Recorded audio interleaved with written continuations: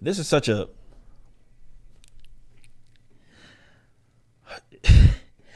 it's almost like I keep telling these stories of what's happening with the comic book industry. And these are things that you have to expect now, but still when you see it play out in the way that it does, you're like, are these fools for real? And yes, they are for real. So there's a Batman story that was recently released. It's called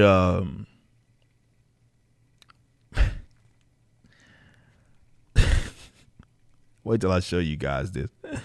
It's called Batman Fortress. And on the 16th page, Batman says some very interesting things. You can't read the text, so I'm going to have to read it for you. But listen to what Batman says. He's flying through. He says, haven't seen a night like this in a while. Last time it was this bad was with that damn fear gas in the water supply. So this is Batman flying around, and right now there are people that are breaking into various things, shit's on fire and all of that. He says, only so much I can do, need to prioritize. Hunt the big fish, protect the little fish. And this is what he says. These places all have insurance. Not my job to protect their profit margins. As he's watching criminals be criminals.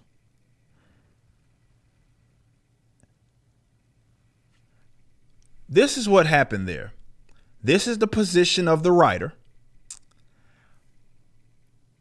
And during the summer of love in 2020, I'm willing to bet a lot of money that you could find him saying that exact thing. It was a self-insert. As people burn down fucking cities to the ground. How many videos did we do on this? You'd heard all of the folks that were authorized as bad behavior. It's just property. They have insurance. Not understanding how insurance works. They've never owned a business. They've never had to deal with such a thing. And they say, well, they have insurance. It's okay. Now it's okay. Basically justifying their bad behavior, saying, oh, well, and then they try to deviate, saying, well, you care about property more than the lives of dead black people. Well, shut the fuck up. How about this? Dead black people is an unfortunate situation if they're being killed innocently, but also people going to burn cities into the ground is an objectively bad thing. And it's just property is not an argument to justify that. He says, in my father's day, the American dream used to mean something, an honest wage for honest work, food on the table, liberty and justice for all. Now it's an illusion and a carrot on a stick, attainable by a few dangled just out of reach for everyone else. A bigger TV, a faster car, shiny objects to keep the masses distracted while the world burns around them. You want to blame them for grabbing the carrot when the lights go out. This is not anything Batman would say. When the lights go out, go ahead. But don't look to me to stop them. That's not why I do this. Batman would never say that. This is not Batman. This is the writer saying that I want to self-inject my personal social political views into a Batman story. And the DC editors, because they're all in on it, right? They had no problem with him doing it. I don't give a fuck if this is an Elseworld stories. It's a different universe. Stop Batman. Batman would never say something like that. And so I wanted to look into this guy. I said, who the fuck is this guy that did this? Batman Fortress that wrote this. It's a guy by the name of Gary Whitta. And when I say he's exactly of what you would think a guy like that in his position would be like that, it's the exact thing. Mask in a profile picture.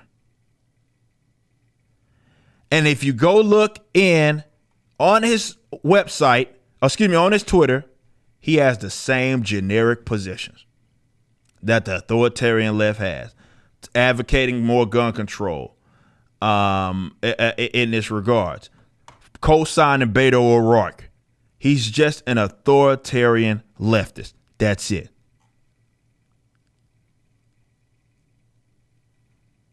That's it. An authoritarian leftist. He has the same generic positions.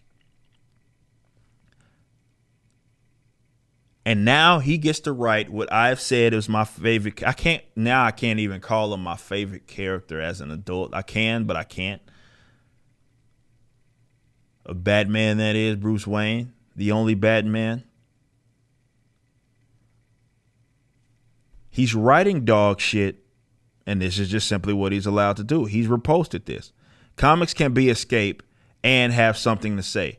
So he's retweeting the fact that basically someone said, they know the argument. This is escapism. This is all you did was take what happened in 2020 and you put it in comic book form and you use one of the most prominent heroes of all time, ever, that to ever exist. You wanted to use him as basically a means to say what you view, how you viewed these different various topics. That's it.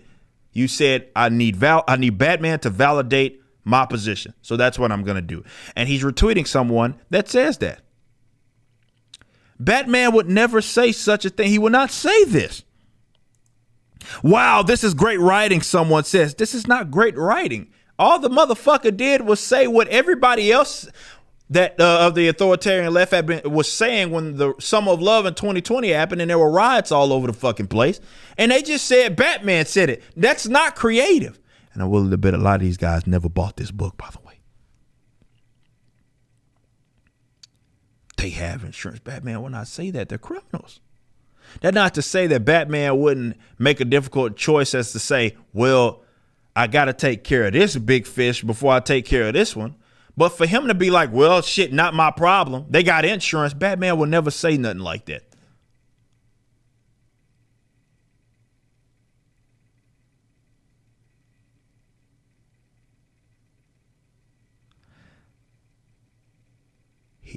He's a Beto O'Rourke supporting dickhead.